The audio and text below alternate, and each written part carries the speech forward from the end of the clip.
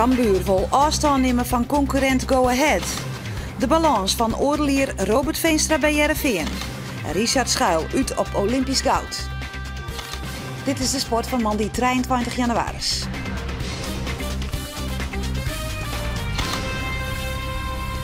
Goeien en welkom bij Poppenslag. Voetbal en zaken van de sport, Olympische aspiraties en ik nog omtinken voor ijshockey van de Flyers in deze uitsturing. We beginnen met voetbal. Sportclub Cambuur wil zo gauw als mogelijk een plak in de play-offs veiligstellen. Dat is dreig, want de concurrentie zit heel dicht bij elkaar. Een van die concurrenten is Go Ahead Eagles. De ploeg uit Deventer vagen jeder dit seizoen met fjouwerien de vlieren om met Cambuur. Juster kregen de Leeuwters de kans om dat recht te zetten. Het is voor Cambuur de eerste thuiswedstrijd van 2012 en er binnen nogal wat blessures. Saun Brekke, Marco Bizot, Erik Bakker en Robert van Boksel. Van der Heijden komt goed van Simon. Stuurt de Vries de gypt in. Een schot van de Vries gaat verloos. Het eerste gevaar komt van de kant van Cambuur. Ozan Turk. Bal in de kluts en dan Melvin de Leeuw. Prima kans. Hij zit viesten te wild. De hier meer tijd in mijn matten. Leon Heesen, maar de versnelling. En de paas op Mark de Vries. Zit in een lastige hoeken. Krijgt de bal wel var bij Sander van der Heijden uit de draai. Op Van der Vlag en dan Melvin de Leeuw in de rebound. Maar die bal gaat er net in. En zo krijgt Cambuur de beste kansen. Mooie actie van Van der Heijden, maar de prima reactie van Peter van der Vlag, de oud-Cambuur keeper.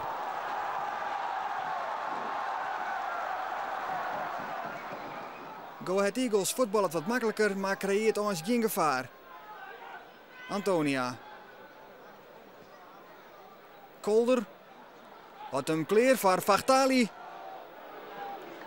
Maar Scott mist de goede richting.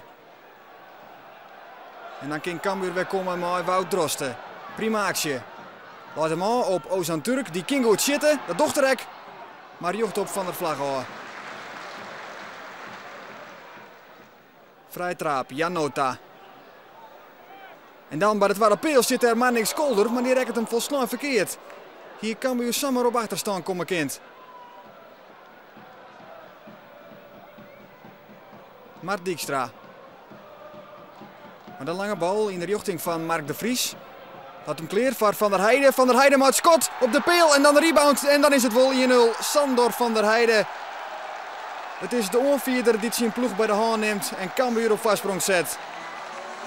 Eerst nog de peel, maar in de rebound is de goal leeg. Zijn contract rint na dit seizoen aan en misschien scoort er wel sinds zijn toekomstige ploeg. Want Go Ahead Eagles had interesse om Van der Heijden aan te loeken.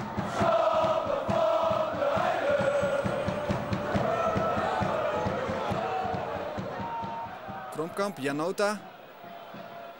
Had wat ronde. De rechterkant stiert Antonia.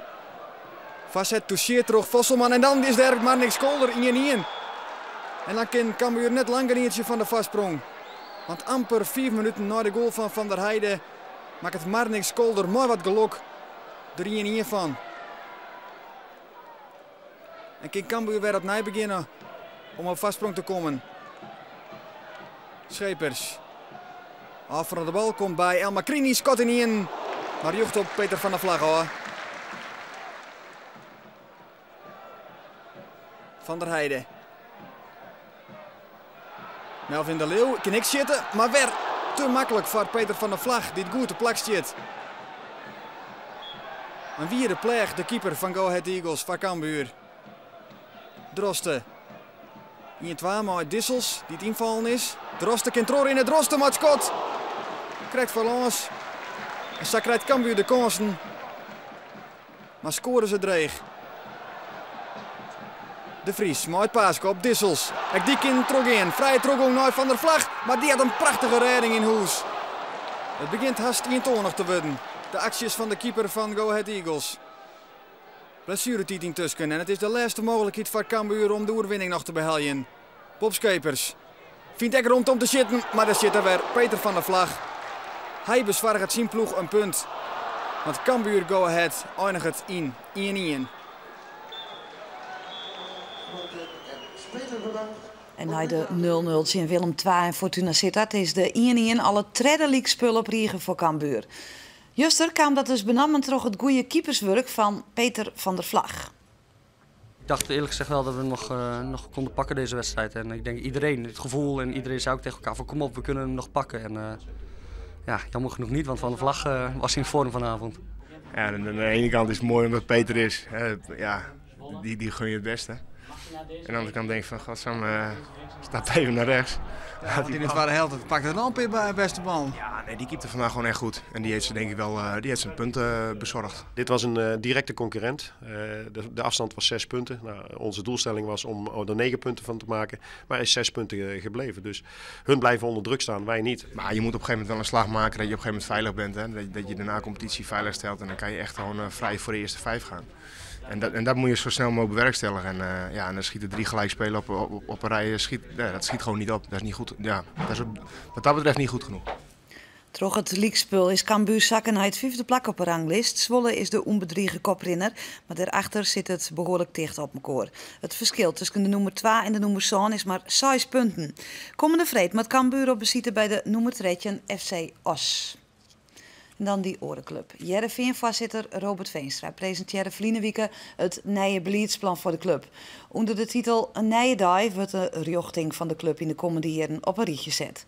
Kernpunten binnen onttrekkelijk voetbalspelen, financieel zoenwurren en de kans aan onder de jeugd. Heerenveen had na het tijdrek van Riemer van der Velde net volle geluk gehad met nieuwe bazen. Onder Koos Vormsma en Ime Kuper veroren Heerenveen van een rijstige en financieel zoene club in een club dat trainers het net lang uithouden en dat te volle heel uit jong waar. De presentatie van het nieuwe beleidsplan liep u een mooi moment om de resultaten van Veenstra rust in het licht te houden. Robert Veenstra werd op 26 mei 2010 presenteren als de nieuwe voorzitter van Sportclub Heerenveen. Het gaat dan stream in, zowel financieel als sportief. En de oud-bestuursvoorzitter van Stenden Hegeskwallen had de drege taak om van Heerenveen weer een zoene club te maken. En daar zet Veenstra vol op in. Dure spelers worden met verlies van de hoorn dienen, maar haar een hege salaris drukt net langer meer op de begrutting. En in 2011 werd er voor het eerst zo'n jaren weer een Lietse winst maken. Het al onder zijn vagonger Ime Kuper in gang zet een plan om de eigen jeugdopleiding Varang te Jan betros zetten. En met spelers als Assiidi en Luciano Narsing had Heerenveen weer zicht op mooie transferweesten. En exportief gaat het beter. Stabiel is het nog net, maar het paard omheeg is inzetten. Organisatorisch en op menselijk vlak binnen de nedige vragen. Bij zijn oorstellen zei Robert Veenstra dat hij absoluut gebruik maakt van de kennis van oud-voorzitter Riemer van der Velde. Het is een man met een groot voetbalhart en een groot inzicht in voetbal en in de Heerenveen. Ja, en ik hoop dat er hier staat voor een aantal wijze lessen naar mij. En daar zal ik goed naar luisteren. Mooie woorden, maar beide heren binnen al een skoft net meer on speaking terms. En intern jouwt Veenstra bot op de in zijn eigen bemoeizuchtige Van der Velde. Van der Velde is intussen adviseur van Heracles Almelo, VVV, Go Ahead Eagles en FC Zwolle, maar net langer van Sportclub Heerenveen. Oer Foppe de Haan verkondigt het Veenstra in het programma Boppenslag Café dat hij impeteer is oer een functie bij de club. Maar natuurlijk gaan wij maar Foppe bellen. Maar Foppe de Haan is dan nog coach in Zuid-Afrika bij Ajax Cape Town en wit van Neert. Ja, dan begrijp ik wat je eronder verstehen, maar volgens mij net echt. Toen hij beneemt als voorzitter, toen ben ik een keer een jongen bij hem op bezoek geweest, want dan worden er allerlei dingen weten. Nou ja. Nou, ik mag toe lezen en ik bel je een week weer om. Dat heb je aan januari. Nou, en daarna heb ik niks vergeten. De Haan wordt uiteindelijk wel binnenhellen op vastspraak van technisch directeur Johan Hansma. Maar van Oelis tussen Veenstra en de Haan is van het begin al geen sprake. Veenstra zorgt ervoor dat directielid Jan van Erven zijn titel van statutair directeur kwijtrekt. En dat betekent dat Veenstra nou de enige is binnen de club Heerenveen met beslissingsbevoegdheid. Bij een sponsortrip naar Barcelona gaat Robert Veenstra net met de sponsors mooi in de bus op verskate excursies, maar pakt hij together met zijn vrouw een taxi om oorendingen te dwan. Dat komt hem te steen op een soort kritiek. Hij gedraagt zich niet als gastheer, maar als de belangrijkste gast. Zo zei een grote sponsor. De teammanager van de voetbalvrouwen krijgt per sms te jaren dat Heerenveen geen geld meer stekken wil in de vrouwenstak. Als de speelsters daarna zelf sponsors regelen, vertelt Veenstra zonder blikken of blozen dat hij daar de credits van verdient. Een van die goede besluiten die wij hebben genomen is vorig jaar, ik geloof dat het in mei was, om te stoppen met het damesvoetbal. Daarom hebben we het echt dien op een moment dat er nog discussie mogelijk weer. Zo, als we dat dien hier op het moment dat het echt aanraan weer, ja, dan koest ik niks meer bereiken. Maar dat kon ook nog wel. Als na het desastreuze eerste seizoen praat we over de takkomst van trainer Ron Jans, wil Johan Hansma het contract van Jans beëindigen. Robert Veenstra houdt het ontslag tjin. Hij besluit om de assistent van Jans, Raymond Liebrechts, voor te sturen in de hoop dat Jans solidair is om zijn vreun toch zelf op te stappen. Maar dat plan misleert. Jans bloot aan, maar het contact is verstoord. In de organisatie regeert Veenstra met hudde hoorn, melden anonieme bronnen binnen de club. Ze hanteert hij het zogenaamde gele kaartensysteem, een soort van waskoging. 2 keer giel is per direct ontslag. En dat zorgt ervoor dat het personeel benauwd is voor Robert Veenstra. Kritiek wordt ik net accepteren. Veenstra komt hield meer op een eiland te staan en had net volle vreun binnen de club. Naar oordelier kan vastgesteld worden dat Robert Veenstra de club stadig aan weer naar zo'n vaarwetter stuurt. Tegelijk neemt de onvrede over zijn optreden binnen de organisatie ta. Zolang als het financieel en sportief herstel trots zet, zit Veenstra goed. Maar oors liep het zijn draagvlak onwis. En we hebben contact gehad met voorzitter Robert Veenstra en hem om een reactie vregen. Veenstra kan hem net vinden in deze reportage en neemt afstand van de conclusies. Beachvolleyballer Richard Schuil is volop dwaande met de tarriedings voor de Olympische Spelen in Londen dit jaar. Van de middag is er op het vliegtuig gestapt naar Gran Canaria voor een trainingskamp. Maar van het weekend weer Schuil thuis en we zochten hem op. De Fries Omutens is dwaande met de eind van zijn carrière en is van doel om die af te sluiten met Olympisch goud. De 38-jarige Richard Schuil komt uit Ljouwert, maar wennet in Amsterdam. Voor de meer dan 2 meter lange Fries wordt het dit hier een bijzonder jaar. Voor de 5e keer in zijn topsportcarrière kan hem namelijk plaatsen voor de Olympische Spelen. En hij staat op het punt om hij te worden. Als je een kleine krijgt, dan ja, je slaapt sowieso een stuk minder. Dus, het wordt wel een stuk zwaarder. Maar aan de andere kant hebben vrouw en ik wel goed overlegd hoe we dat gaan aanpakken. Want Olympische Spelen blijft natuurlijk wel een doel voor ons. En natuurlijk zal ik er zijn om elke te steunen. Maar ik moet daarna wel weer gewoon het buitenland om te spelen. Want tot de Olympische Spelen moet in principe bijna alles ervoor wijken. Schuil vormt together met Reinder Nummerdor een beachvolleybalploeg die jet bij de absolute vrouwtop. Op het stuit zit haar een ploeg 5e op de vrouwranglist. En dat ze haar kwalificeren voor de Olympische Spelen in Londen dit jaar is zo goed als wis. Ja, we zijn zo goed als geplaatst. Het is nu alleen nog voor een behoud tonen in het Olympisch jaar, dus de komende zomer. Maar we staan nu 5e op de Olympische ranglijst. Dus we moeten bij de top 16 zitten. Dus het ziet er goed uit. Plaatsen mag dus geen probleem worden. Maar hoe zit het met haar kansen? Bij de laatste spelen in Beijing verleert het duo in de kwartfinale van Georgië. En hoe vervelend het er klinkt, ze worden er net jonger op. We kunnen het er nog wel relatief makkelijk bijbenen. Het is alleen als we hard trainen, het herstel gaat wat moeizamer als je wat ouder wordt. Dus het is niet... Vroeger kon je gewoon 3 uur trainen en stap je in de auto en daarna train je gewoon weer. Maar nu is het wel zo, als ik heb getraind 3 uur, dat ik daarna wel even 1 uur of 2 uur echt goede spierpijn heb. Dan kom ik de trap bijna niet meer op. Maar zoals je al zei, we hebben natuurlijk wel veel ervaring, wij tweeën. Dus, en op ervaring kom je ook een heel eind. Je moet natuurlijk elkaar blijven trainen ook, maar ik denk wel dat het wel een groot voordeel is wat we allebei hebben. Ook vanuit de zaal nog natuurlijk, dat we jaren in de zaal hebben gespeeld. En die ervaring mee kunnen nemen op het strand. In 1996 helpt Schuil goud met de Nederlandse volleybalploeg bij de Spelen in Atlanta. Ontnota het hoogtepunt van zijn carrière.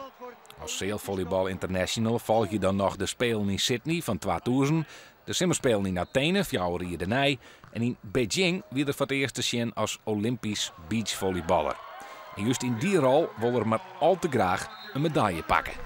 Nou, ons droomscenario is toch Olympisch goud.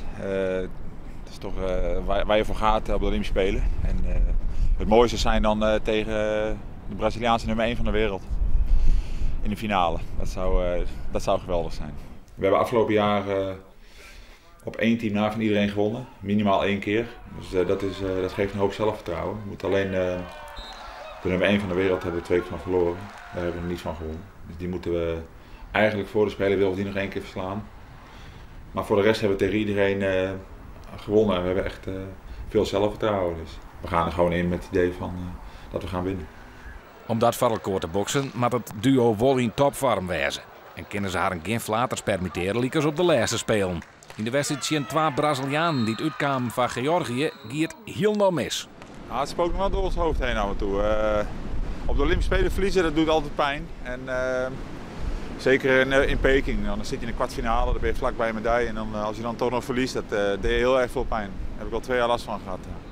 Maar de man binnen in vorm, Lisse op schema en Schuil hoopt het zijn gouden medaille van Jontje 96 goed treffen te kunnen. Ja, als we een Olympische medaille halen met z'n tweeën, dan heb je toch het gevoel dat je echt alles zelf hebt gedaan. Hè? Of in ieder geval met z'n tweeën. En in Atlanta was ik geen baasspeler en toen won ik wel goud.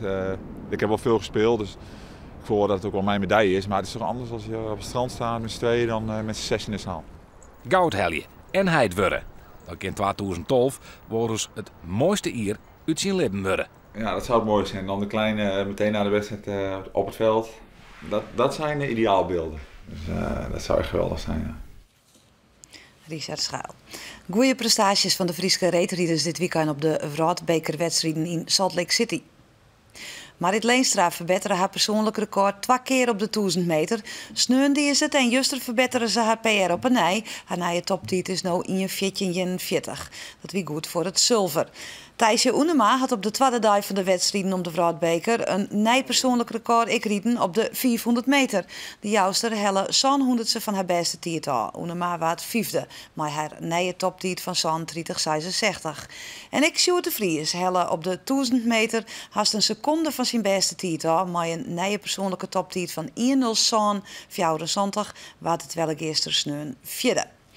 En Telstar-keepster Loes Geurts uit Hichtem speelt het komend seizoen voor het Zweedse Vittsjö GIK, een club in de hoogste divisie van Zweden.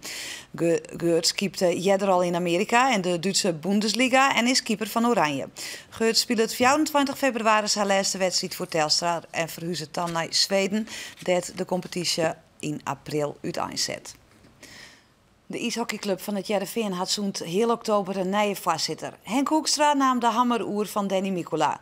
Intussen jet de club Friesland Flyers, spelen ze thuiswedstrijden op vreed en denkt Hoekstra hoe 3 jaar kampioen worden te kunnen. We zochten hem vreed op en vregen hoe de eerste 3 mannen voldien ha. Henk Hoekstra neemt op 14 oktober 2011 het voorzitterschap oer van Danny Mikula. Als oud-financieel directeur van sportclub Heerenveen stapt hij daarmee in een nieuwe wereld. Nou, het is ouder dan een maand een echt ontdekkingsreis geweest in een nieuwe wereld voor mij.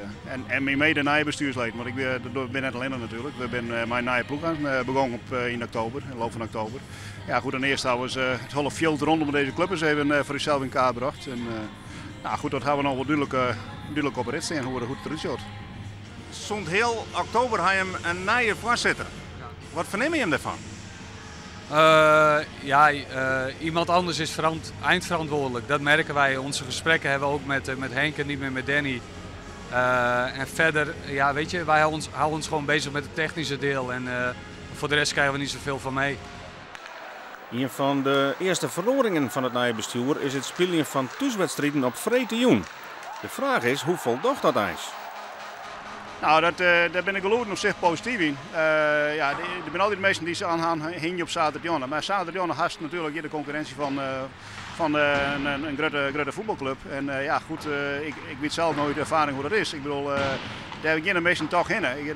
Goed, dan de keuze had, de echte diehard, die komt je wel. Maar je moet het van net meer van de diehard zijn. Je moet het van de mensen gaan die de keuze maken. En dat, dan op dat moment, op zaterdag verliest ze nog. En we hadden de laatste wedstrijd, de laatste wedstrijd die 1400 man hier op de tribune. En dat was een hele goede situatie.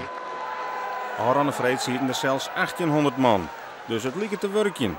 De ambities binnen Gruts biedt naar je bestuur, want binnen 3 jaar moet er eens een kampioenstitel binnenhellen worden. We willen kampioen worden, dat is, maar als je in sport nooit voor het huis te gaan, je moet je positie wel aan, maar in deze sport, kijk je, en dat het verleden ik wel bewezen, ja, kan je makkelijk bijdoen. Alleen je maar het is een financieel verhaal. En dit hier is voor u natuurlijk. We zijn maar correct bezig. Ik bedoel, als we 3 jaar verder zijn, dan houden we horen, dan zullen we misschien er wel wat zijn. Maar de doelstelling is richt op de toekomst. Er zijn ook wel eens financieel dreige tijden, ook voor de sponsoren. Het praat hier dat de spelers vechten moeten voor de centen. Wat ik net ook al zeg, wij zijn ons puur bezig met het technische deel. Dus dan moet je aan de voorzitter zelf vragen. Maar de spelers worden dus gewoon betalen? Ja, zeker. Ja hoor. Ja. Nou, de spelers ben wel betalen. Alleen nog, er zit wel eens een paar dagen tussen. Het is net zo dat wij daar echt achterstand in hebben. En als wij een paar dagen laten betalen, dan communiceren we dat ik met de man ze weten precies waar we staan. Dus het is net zo dat het altijd precies op de juiste datum wel het best is. Ik bedoel, maar het is ook net zo dat ze kennen, jongens, wij hamperen de heel te goede van de club. Zij is ik net. Er ben in principe nagenoeg bij. Op het moment heb je een zinslag te verwerken, want Bert van der Braak is uitschakelen de rest van het seizoen waarschijnlijk. En er komt net in van waarom? Nee, dat lossen we gewoon intern op. Je bent net in een positie dat hem steeds kennen bij Helly nog een vervanger, hè? Heel simpel antwoord, nee. Maar dat is wel een aderlating. Ja, maar zeker. Dat is natuurlijk een hartstikke goede speler en voor ons heel belangrijk. Sowieso de ervaring die hij heeft, de routine die hij brengt. Het aanjagen dat hij doet, ja, dat zullen we missen. Maar goed, dat is sport. Henk Hoekstra had onjoen na dit seizoen te beginnen of de functie van voorzitter wel te combineren is met zijn dagelijks werk. Ik ben er haast 2 dagen in de week mee bezig. En ja, het is, wat ik eerder zei, het is de slechtste maand die ik ooit gehad. Maar het jouwt ook wel een uitdaging. Maar het jouwt ook wel eens Pina Holle. Daar ben ik eerlijk in. Ja, en het is volle iets dat je wend bent. Het is net professioneel, hè, wat je wend bent. Nou goed, en daar moet je wel naar streven. Nou, en dat had mij vallen en opstaan mij daarin. Maar uw doel is richting de toekomst te zijn. En ja, de komende december, als je zegt, nou goed, ik kan combineren bloeien, dat had ik telkens aan, maar het combineren bloeien met mijn werk. Als dat kan, dan wordt dat, en dan gaat de passering, dan wordt het wel aan. Maar als dat net kan, ja goed, de boeter moet ik opballen, dus ik bedoel, daar lijkt de prioriteit in. De stand bij het ijshockey dan. Snij woen de Flyers met 4-2 in Amsterdam, maar nog 2 duels te gaan staan ze 5e. Komende vreed speel je de Flyers thuis het wichtige duel in Eindhoven. Bij winst pakken ze het 4e plak. De kans op de hele finale van de play-offs is dan een stuk grutter. En dit weer de sport van deze man die 23 januari is. Na je week weer meer. Nou tonen ze weer het Bobslagcafé. En dan zien we het haar over ijs in Friesland. Hoe komt het nou aanst met de ijsbanen op het Jereveen en in Ljouwert? Wat is het beste voor uw provincie en wat is helder? De belutsenen zitten aan tafel. Dat dan, nou dadelijk snijden ze een heel noffelijke jongen te wezen. Doeg!